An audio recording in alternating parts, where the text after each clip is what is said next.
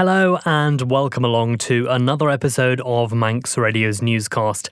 And in this episode, we'll be hearing from a blind resident who's written to the Chief Minister saying the Isle of Man government isn't doing enough to promote equality and accessibility. Juan Greggor says there's been no equality champion since this administration took office and believes that's left a gap in representation. He's also questioned why the island doesn't have an access to work scheme like the one in the United Kingdom. So my original query was really regarding the government roadshows, because as a disabled person I find them quite difficult to attend. They're after a long working day for myself.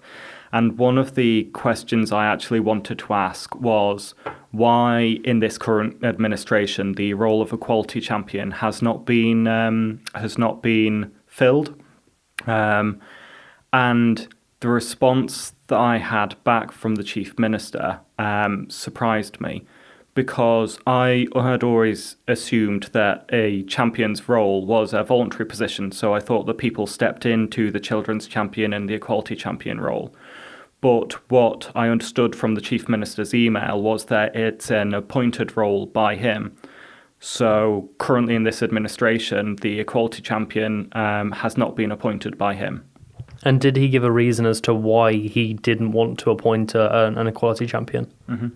The reason he gave in the email was that within the government plan, they have a commitment to fostering inclusivity. And that was kind of, he believes that that is everybody's job within the government, to make sure that inclusivity is within all of the policies and procedures.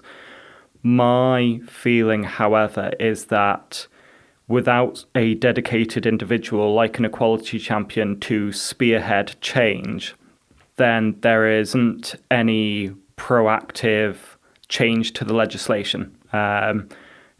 It might be considered in how to prevent discrimination, but there won't be a dedicated individual to review the legislation and compare it to other jurisdictions and kind of see if we can be doing anything different. And how would you describe the state of inclusivity from a disability perspective on the island at the moment? I would say that it is quite an inclusive society. I feel very well supported in my current role in the government. My manager and my team have done an incredible job in supporting me and making sure that I can do my job to the best of my ability. However, I feel that without an equality champion to spearhead new legislation, such as an access to work scheme, there is only so much that can be done within the current procedural and budgetary provisions. Talk to me about this access to work scheme as well. Mm-hmm. So an access to work scheme is something that's existed in England and Wales since 1994. So it's been in for 30 years. And it exists to assist disabled people to enter the workplace and be supported in work. So some of the roles that it covers is paying for BSL interpreters for people in work, paying for support workers, paying for travel buddies, and even travel costs when a disabled person can't get to their work. So it's quite a wide-ranging piece of legislation. And you feel as if there could be more that could be done, and the way that the island is at the moment doesn't quite hit that mark? Yes, I feel there are some things that the current policies and procedures can provide for, but I recognise in myself that early in my career in the government that I would have definitely benefited from a paid support worker whose job it was to support me effectively, who's had allocated time to assist me in performing my job. So one of the things that an access to work scheme can help with as well is making sure that more disabled people can access employment if they haven't been employed before.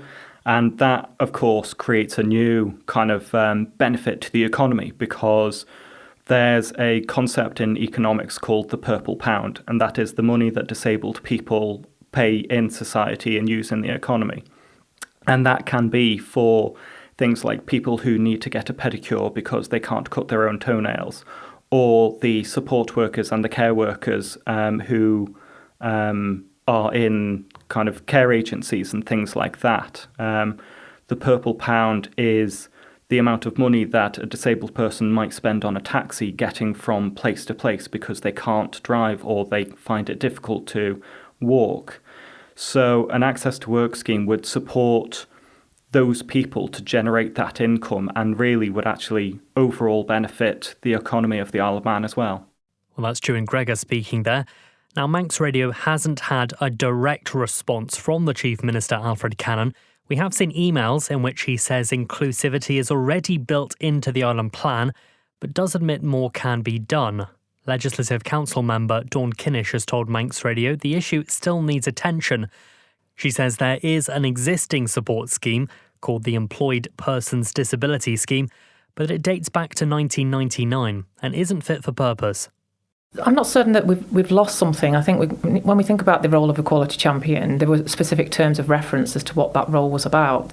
I do accept that there is continued work and awareness raising that needs to be undertaken. So when I was elected in March 2023, one of the early things I did was to see the Chief Minister and ask about an equality champion political role, but that was not something that was considered necessary at this time. But what I would say is, whilst there is no dedicated political champion for that role at this moment, is that there are many members of Tynwald who will advocate and push for strategy and hold departments to account.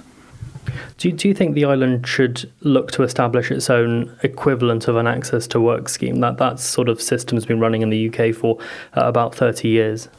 So we do have a scheme. I think it's called the Employed Persons Disability Scheme. It's from memory. It's a 1999 scheme. It does need revisiting.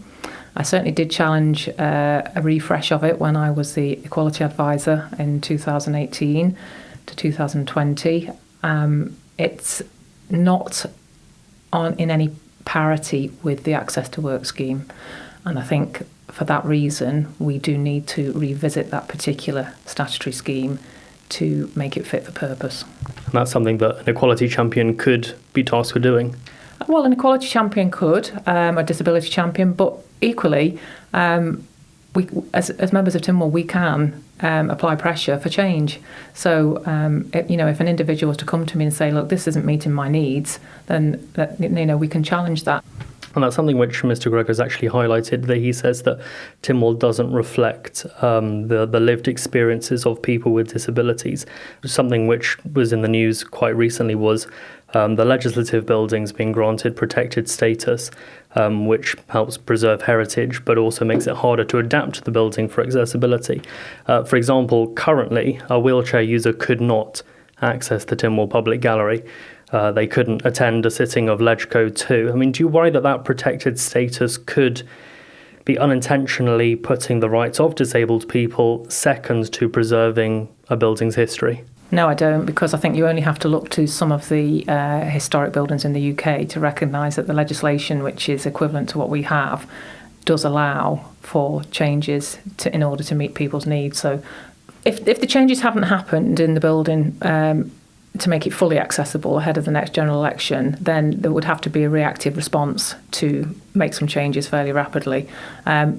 My feeling is that you have to make the changes early because it's about the messaging that you send to people with disabilities, that this is a role for them and they can be included. I am a representative on the Commonwealth Parliamentary Association for People with Disabilities, and part of that is to try to encourage people with disabilities to stand for election.